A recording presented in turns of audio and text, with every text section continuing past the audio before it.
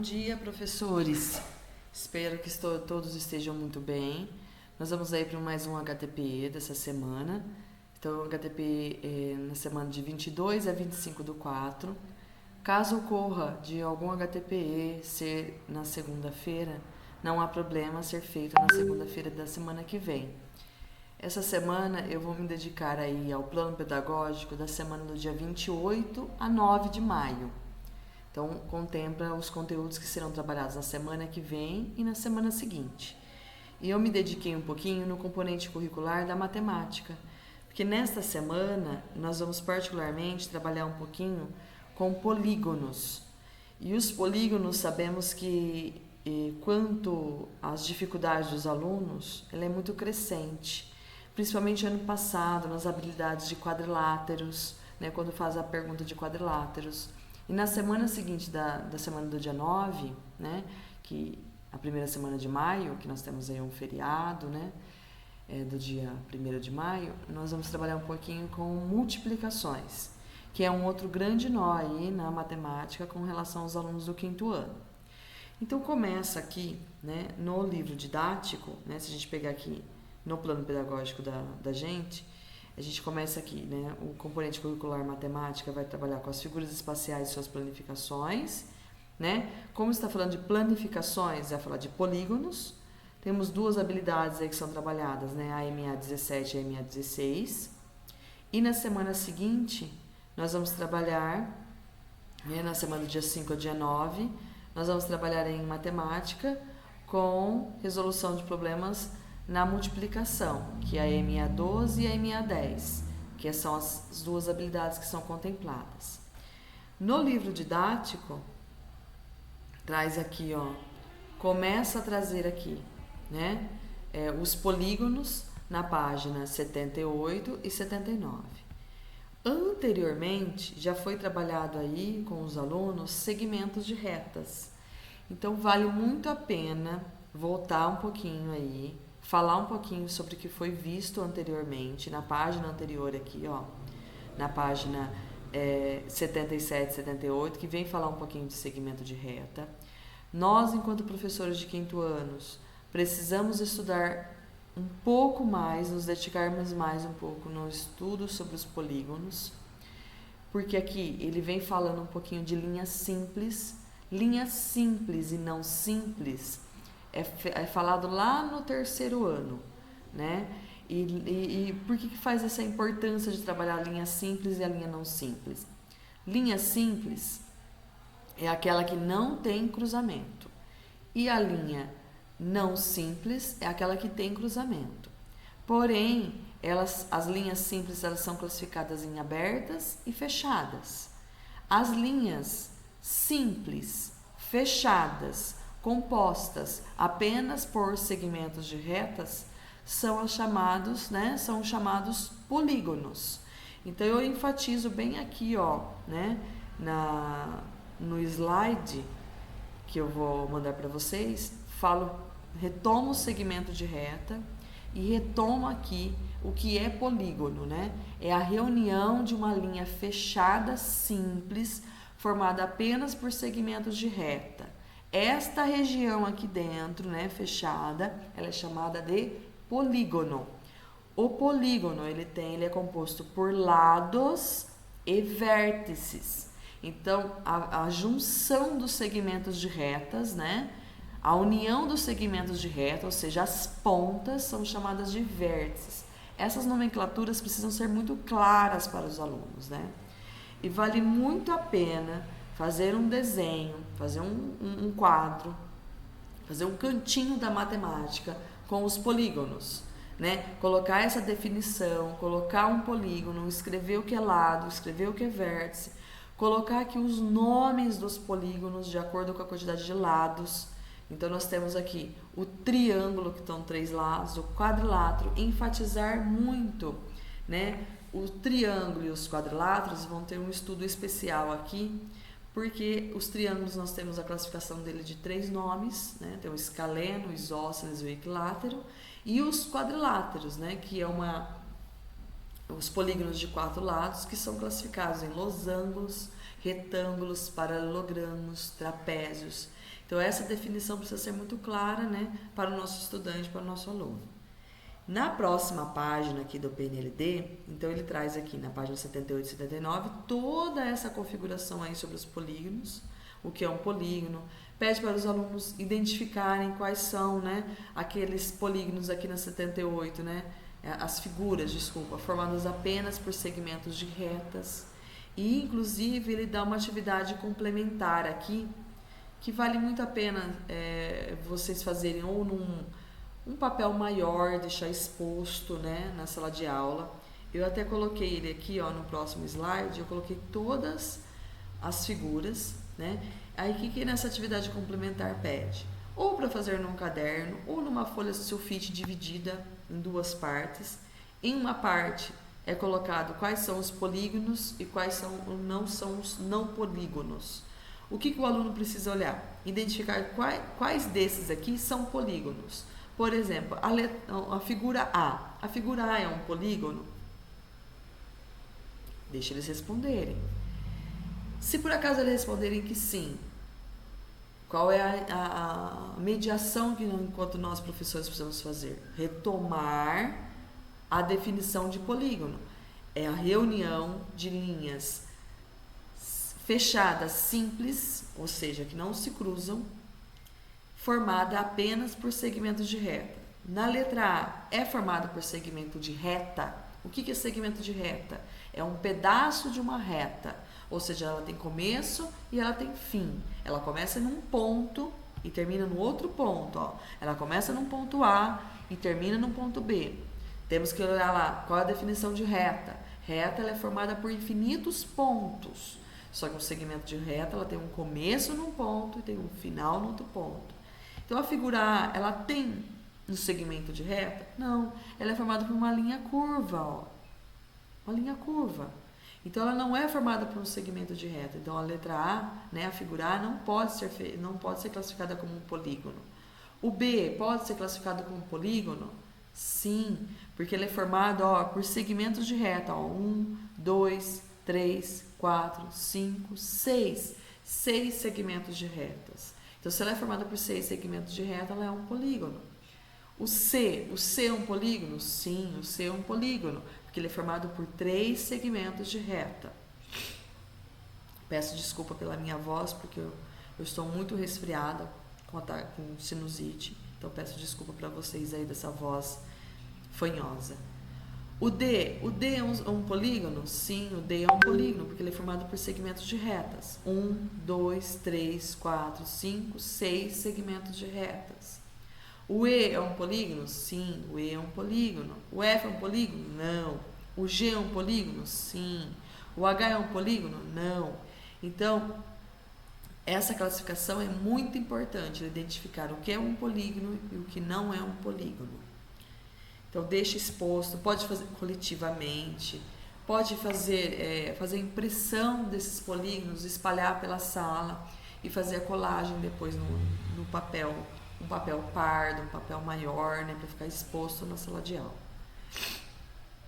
Após isso, nós vamos nos dedicar um pouquinho aos estudos, né, dos triângulos, que é um tipo especial aí de polígono formado por 3 lados. Eu brinco muito que o triângulo é a figura mais estável da natureza. Se a gente olhar em qualquer construção civil, nós vamos ter triângulos na sua estrutura, porque o triângulo dá estabilidade. Então, ele é uma figura estável. Então, é muito importante nós enfatizarmos aqui, toda criança, ela já sai da educação infantil conhecendo o triângulo. Espera-se, né? Mas sai, porque fala-se bastante da figura do triângulo. Primeiro ano, segundo ano, terceiro, quarto e quinto. E agora aqui nós vamos classificar ele em relação ao tamanho dos lados. Aqui traz 3 tipos de triângulos. Essas marcações aqui, na lateral do triângulo, é muito importante a gente enfatizar e mostrar para a criança. Um tracinho significa que 2 tracinhos, 3 significa que esses 3 lados aqui são de tamanhos diferentes, de medidas diferentes. Quando ele tem medidas diferentes, o nome dele é triângulo escaleno. Quando ele tem, ó, tá vendo os 3 tracinhos que são um tracinho, um tracinho, um tracinho, um tracinho, significa que as 3 medidas possuem o mesmo tamanho, a mesma medida. Então ele é classificado como triângulo equilátero. E aqui, eu tenho 2 tracinhos aqui, 2 tracinhos aqui. Mostra o quê? Que esse lado tem a mesma medida deste lado. Então a classificação dele, o nome dele é triângulo isósceles. Aqui, a classificação dele enquanto nomes está em relação aos lados. Tá? Depois nós podemos fazer uma relação futuramente, né, com o triângulo retângulo. O que é um triângulo retângulo? É um triângulo que possui um ângulo de 90 graus. Pode, na hora, se vocês quiserem, explorar, né, a relação do nome do triângulo com relação ao ângulo também pode ser feito. Mas nesse momento não é necessário, porque só está falando dos 3 triângulos com relação à medida dos lados. Então, 3 medidas diferentes, escaleno. 3 medidas iguais, equilátero. 2 medidas iguais, isósceles. Então é muito importante colocar essa classificação aí, deixar exposto na lousa, para que o aluno, né, veja, compare, né? É importante aí mostrar para eles os jeitos de construir o triângulo. Pode trazer, por exemplo, o geoplano, fazer as construções desses triângulos no geoplano, para eles perceberem, né? Montar um triângulo equilátero, montar um triângulo isósceles, montar um triângulo escaleno. É importante explorar, né, bem o triângulo aí. Eu sei que às vezes o tempo é curto, né, mas vale muito a pena a gente enfatizar aí sobre o triângulo, que é um tipo especial de polígono de 3 lados. Faça a exposição, deixe essa exposição aí num cartaz na sala de aula, faça o cantinho da matemática, deixe exposto. Qual é o próximo polígono especial que nós vamos trabalhar, né?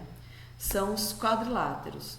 Gente, os quadriláteros é campeão de erros aí, né? Eles não reconhecem o quadrado como sendo um quadrilátero, o retângulo como sendo um quadrilátero, né? Então, o que é o quadrilátero? O quadrilátero é o nome de todos os polígonos que têm 4 lados.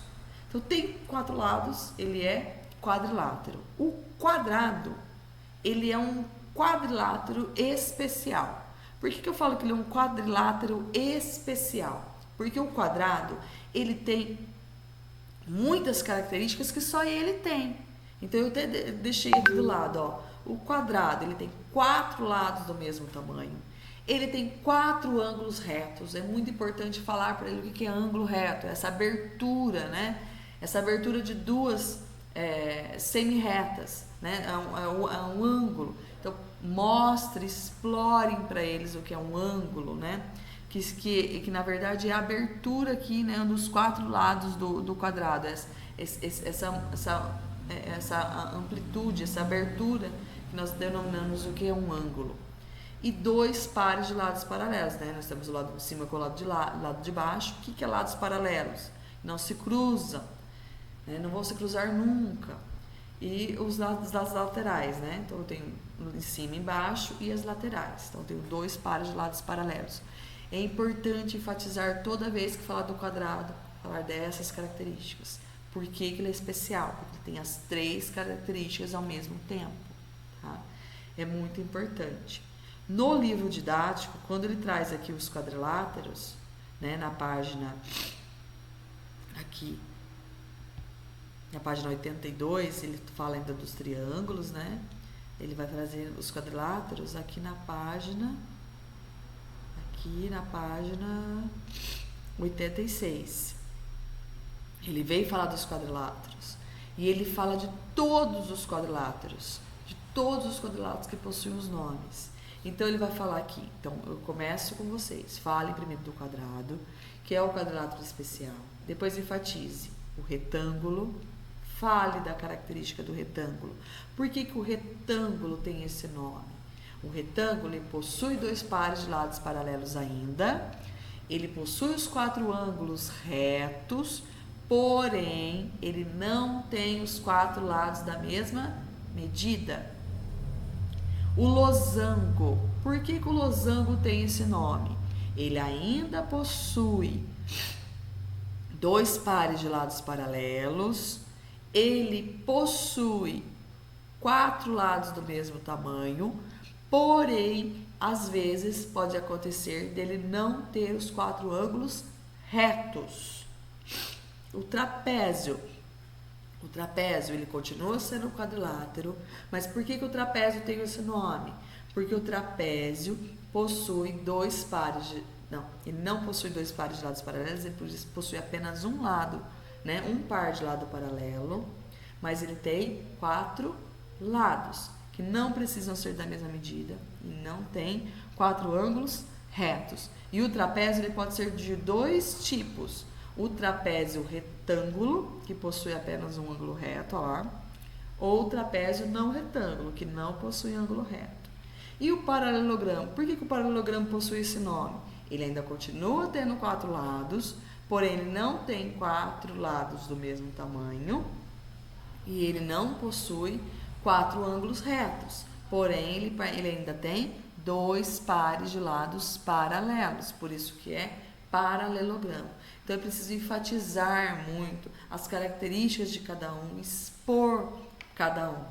Eu digo sempre assim, o quadrado ele pode ser todos. O quadrado ele pode ser losango, o quadrado pode ser retângulo, o quadrado pode ser trapézio, o quadrado pode ser paralelogramo. Mas na volta, né, o paralelogramo pode ser um quadrado? Não, tá? Não pode ser. Porque para ser um quadrado precisa ter as características especiais. As 3 ao mesmo tempo. Ângulos retos, lados iguais, 4 lados, é óbvio, né? Porque ele é um quadrilátero. E 2 pares de lados paralelos. Aqui, nesse exercício aqui, esse exercício da página 87, observar os quadriláteros e colocar os nomes, ele é muito importante ser muito enfatizado. Por exemplo, a letra A, ele pode ser quadrado, ele pode ser losango, ele pode ser retângulo. O D só pode ser trapézio. O G aqui, ele pode ser losango, ele pode ser quadrado, ele pode ser retângulo. Por que ele pode ser losango aqui? Porque ele tem os 2 pares de lados paralelos, ele possui 4 ângulos retos e ele possui o quê? 4 lados da mesma medida. Então, se ele obedece um quadrado, então ele pode ser retângulo e ele pode ser losango. Mas para ser retângulo não tem que ter 2 lados diferentes? Nem sempre. Né? Ele obedecendo pelo menos uma das características aí, né? Tendo 2 pares de lados paralelos, ele tendo 4 ângulos de 90 graus, ele também pode ser considerado um retângulo. Né? Ele não precisa necessariamente ter medidas diferentes. Então é muito importante enfatizar aqui este exercício. Faça com calma, com dedicação, pouco tempo, sem pressa, explorando cada um deles. Tá? Aqui eu coloco, né, nessa página 87, para vocês explorarem ele com muita dedicação, esses quadriláteros. E o mais importante, todos eles são classificados como quadriláteros. Então, na letra A, se eu colocar só quadrado, tá certo? Está. Na letra B, se eu colocar retângulo. Na letra B, se eu colocar quadrado, está certo? Não. Porque para ser quadrado tem que ter 4 lados do mesmo tamanho. Na letra C, é trapézio. Na letra D, trapézio. Um trapézio especial, porque ele é retângulo. Na letra E, é só losango. Porque se a gente perceber aqui, ele é bem, embicado. Se ele é bem embicado, ele não tem um ângulo de 90 graus. Então, ele só é losango. A F, retângulo. A G, pode ser classificado como quadrado? Pode. Mas ele, caracteristicamente, a gente deixar ele nessa posição, aí a gente já fala assim, ele é losango porque ele está embicadinho, né? Mas ele pode ser também um quadrado, porque ele tem os 4 lados da mesma medida, 2 pares de lados paralelos e 4 ângulos de 90 graus. O H só pode ser trapézio e o I só pode ser losango. Então é muito importante a gente se fixar nesse exercício e fazer junto com os alunos, né? Explorar bastante esse exercício aqui, porque ele é muito importante. Aí, na página seguinte do PNLD, vem fazer uma atividade bem lúdica aí com eles, de arte com palitos, né? Fazendo arte com palitos. Na verdade, aqui você é a proposta de montar segmentos de retas, né? Fazer os palitos como segmentos de retas e fazer linhas simples fechadas. Ou seja, vocês vão construir com os palitos polígonos, né? Aqui é uma atividade livre, né? Eu faria a proposta também, se vocês não quiserem fazer com palitos. Acho que vale muito a pena trazer o geoplano para a sala de aula e trabalhar o geoplano com elásticos, né? Mostrar os polígonos aí no geoplano, fica bem interessante também. É uma nova sugestão. E na página seguinte, vem falar um pouquinho sobre os poliedros. Por que fala um pouquinho sobre os poliedros? Porque os polígonos, né, são as planificações dos poliedros. Essa atividade aqui tá para casa, tá? Se mandar para casa, dedicação aí na correção. Explorar a correção desse exercício bem explorado, bem feito a correção, para renovar aí o que eles sabem sobre poliedros que já foram vistos aí no quarto ano, os corpos redondos, né? Os poliedros e os corpos redondos. Lembrá-los aí que poliedros não rolam e os corpos redondos rolam, que é o caso aí, né? Do cone, que é o caso da esfera e do cilindro, né? Aqui, lembro muito, paralelepípedo, é um nome especial, mas ele também pode ser chamado de bloco retangular. Paralelepípedo, bloco retangular. E o nosso cubo, que vem trazer aqui, né, nos sólidos geométricos. Tragam sólidos geométricos, vale muito a pena trazer os sólidos geométricos para a sala de aula. Retomar as planificações, que cai tanto nas avaliações externas e que nosso aluno acaba não sabendo identificar nas atividades e nos exercícios. Para a semana seguinte, vem falar aqui de multiplicação. Bom, eu já adianto aqui que o livro traz tudo de uma vez, uma bancada só. Aí, coitado do nosso aluno, fica perdido, né? Porque ele traz aqui, eu elenquei aqui, ele traz 7 situações. 7 situações falando da multiplicação no livro. Só que a gente sabe, quando a gente vai falar de multiplicação, não tem como a gente falar de multiplicação, a gente não retomar um pouquinho de tabuada com os nossos alunos. Então eu trago aqui algumas sugestões nos slides para vocês falarem da tabuada. Tem um vídeo daqui da Nova Escola, como usar, eu trago aqui a tabuada na tabela pitagórica. Não sei qual estratégia que você usa dentro de sala de aula, mas nós precisamos que os nossos alunos entendam como funciona a tabuada. Entenda a ideia, né, da tabuada através da ideia aditiva, né? Que 2 vezes 3 significa o quê? 2 vezes o 3 significa que o 3 ele repetiu quantas vezes, né? Que é o 3 mais 3. Então, montar essa tabuada vale muito a pena com o nosso aluno. Retomar a tabuada. Então, é muito importante que vocês façam essa retomada, mostre para eles a tabuada, porque vai trabalhar aqui. O algoritmo da multiplicação vai ensinar as várias maneiras, as várias ideias que surgem na multiplicação nas situações de problemas. Só que se o nosso aluno não tiver aí a tabuada, né, a ponta da língua, ou saber onde consultar a tabuada, ele não vai conseguir resolver o algoritmo. Então eu trago aqui algumas sugestões. Trabalhar as regularidades da tabuada do 2, do 4, do 8. Depois eu trabalhar a regularidade da tabuada do 3, do 6 e do 9, né?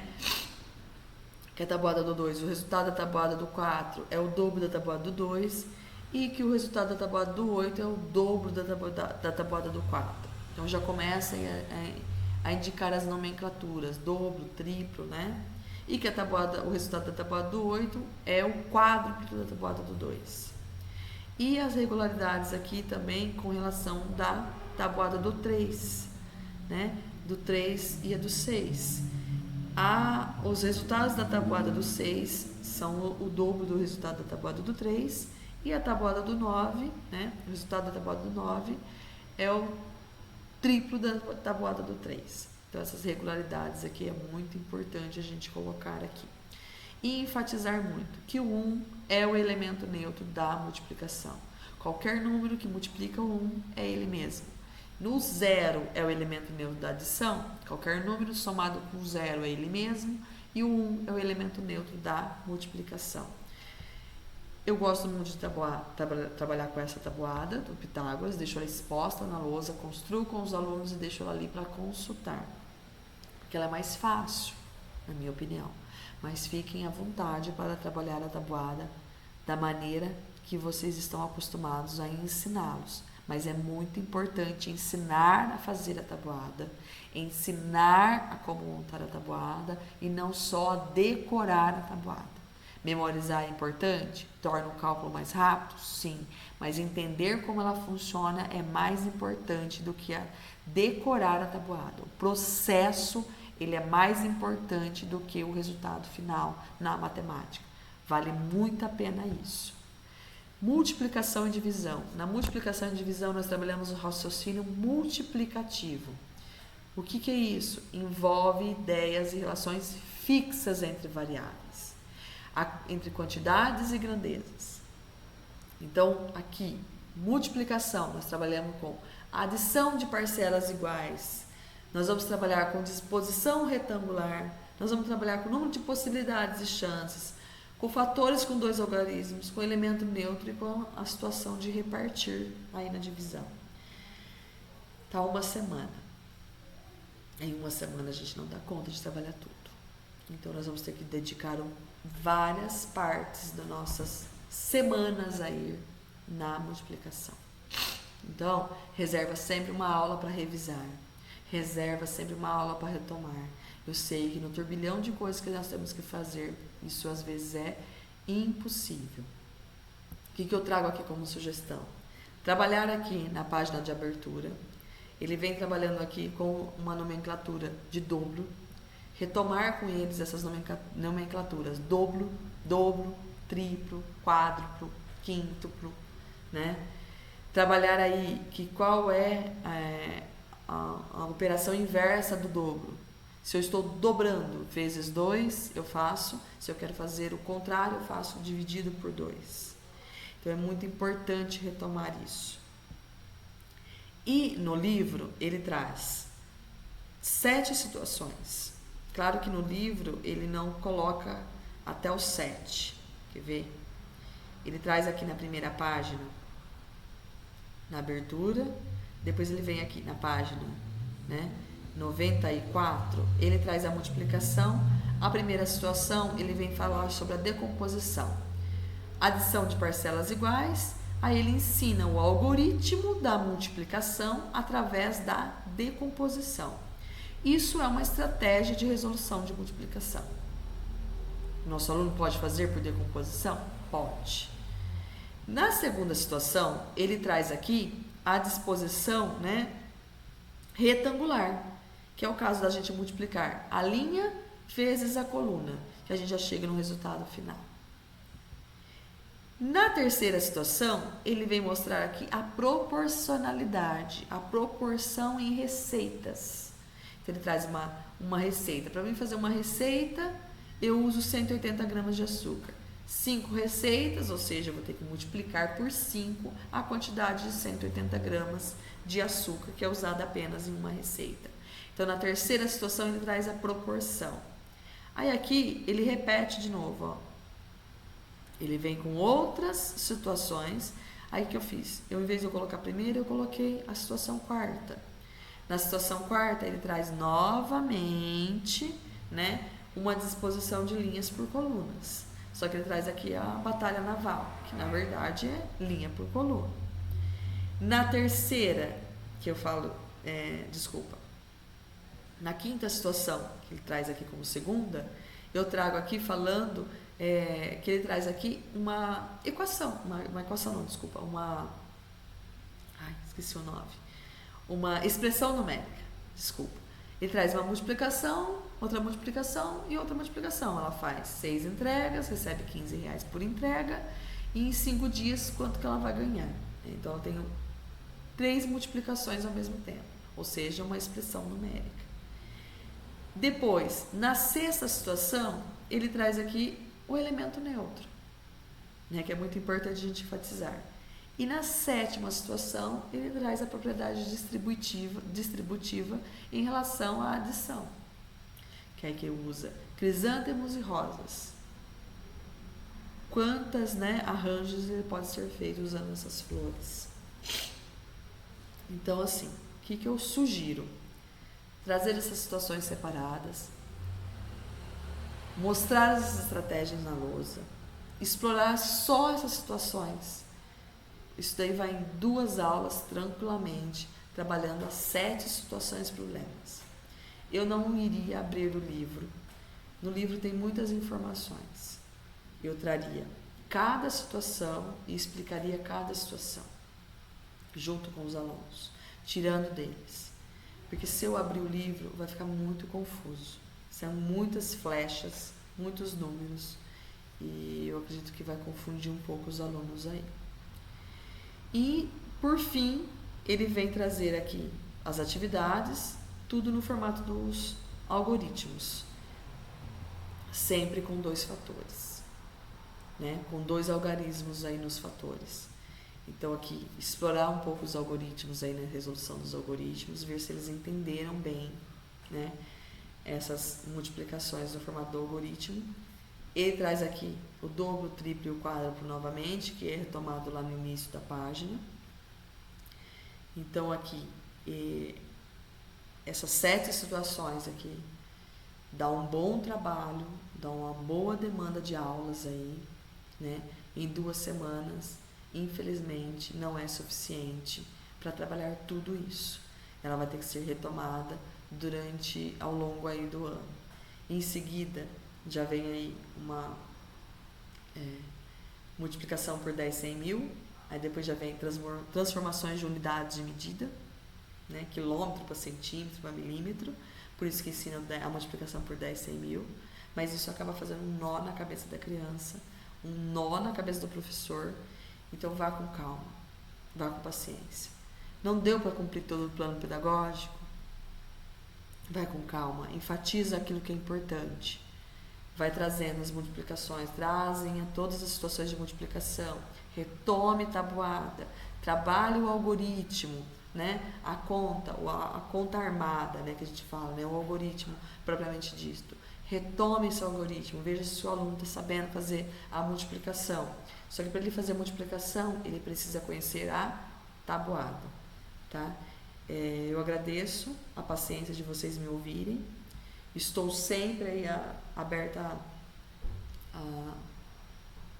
a tirar dúvidas de vocês. Eu trago aqui algumas sugestões que foram feitas ano passado aí nas escolas. Stop da tabuada, jogo da velha, corrida da tabuada, tabuadômetro, sacola da tabuada, competições, bingo, né? Livros que trabalham aí situações multiplicativas, jogos, chamada com tabuada. Então vale muito a pena aí investir nas tabuadas aí com nossos estudantes. Muito obrigada e tenha uma ótima semana de planejamento, e se precisar estou sempre à disposição. Muito obrigada. E lembro que no plano pedagógico nós trabalhamos aí habilidades computacionais. As habilidades computacionais eu vou falar um pouco mais com vocês no HTPC, tá? Vou me dedicar aí a falar um pouquinho com vocês no HTPC, explicar quais são as habilidades computacionais. As habilidades computacionais estão dentro aí da BNCC. Na verdade, são